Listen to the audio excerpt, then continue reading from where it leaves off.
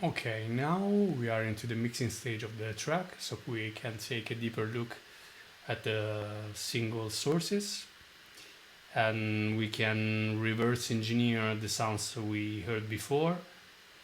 And the same concept applies when you try to emulate or you get some inspiration from your favorite artists, like how they did this lead sound, this bass, this snare, and whatnot. So for now, we can start with the lead.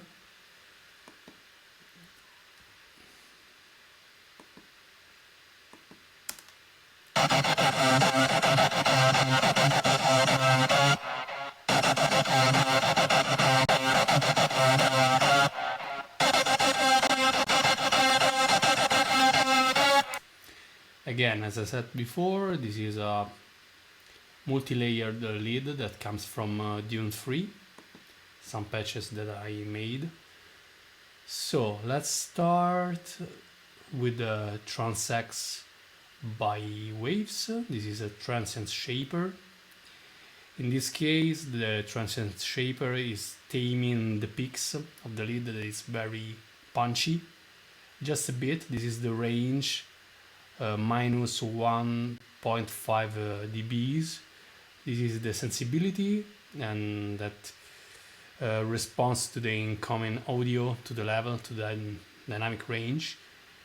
The duration that acts like a hold parameter of a gate. Again, this is in milliseconds, and the release, it's like the release of a compressor. And these timings are based off the actual BPM of the track. The track is around 105 BPM, but actually it's 104 into the verses or build-ups and 106 in the drops. It's faster. This is one of my favorite plugins. This is the F6 by Waves. It's a multi-band compressor, but I use it like an equalizer, a dynamic equalizer. So when the track is more sparse, you get less compression and the sounds breathe more.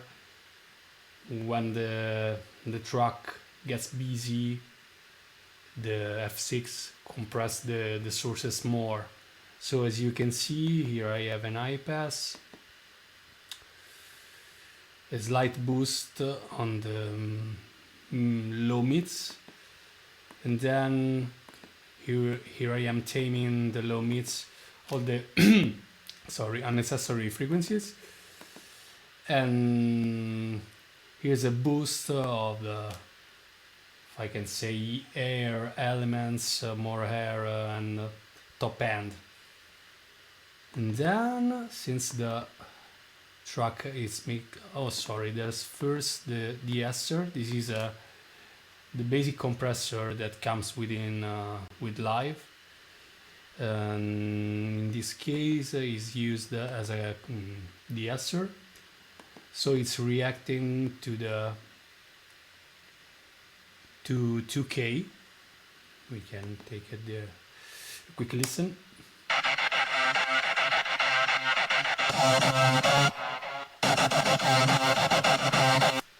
The aim is to get a more refined and polished sound when comes all the sounds come in.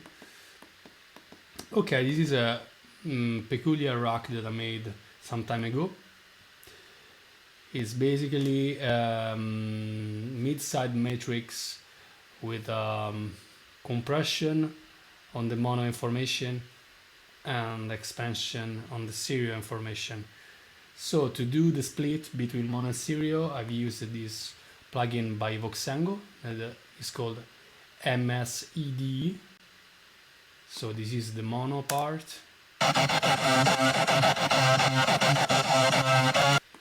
That goes into the live multiband compressor that I think is good for designing sounds and to make quick adjustments on stereo tracks.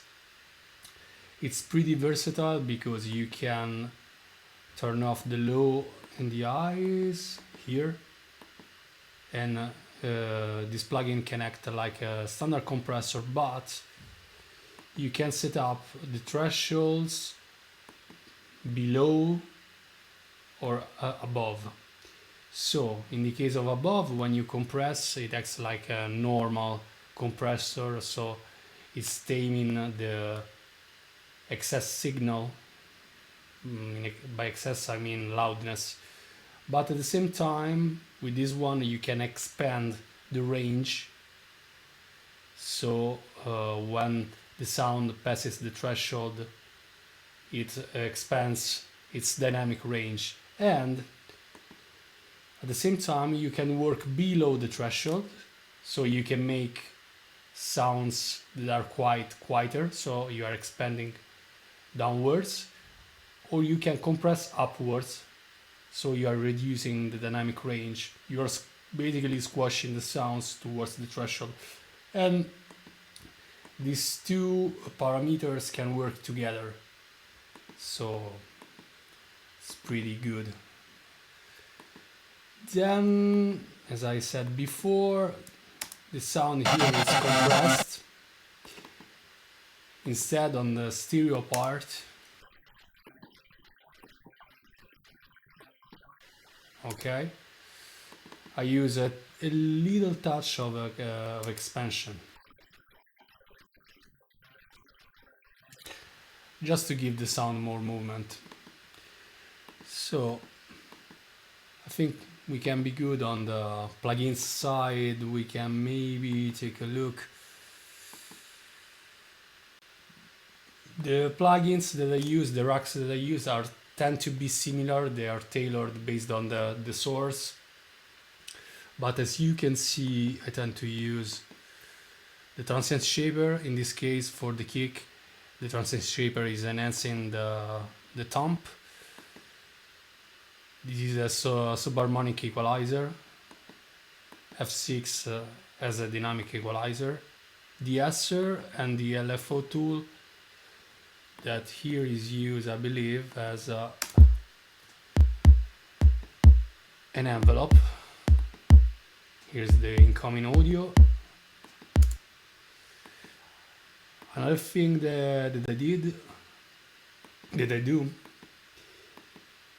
it's always creating space. So in this case, I have both the lead and the growl fighting for space in the drum. But even if the growl has to be prominent, the lead is king. So I've put a compressor at the end of the growl chain that is controlled by the lead.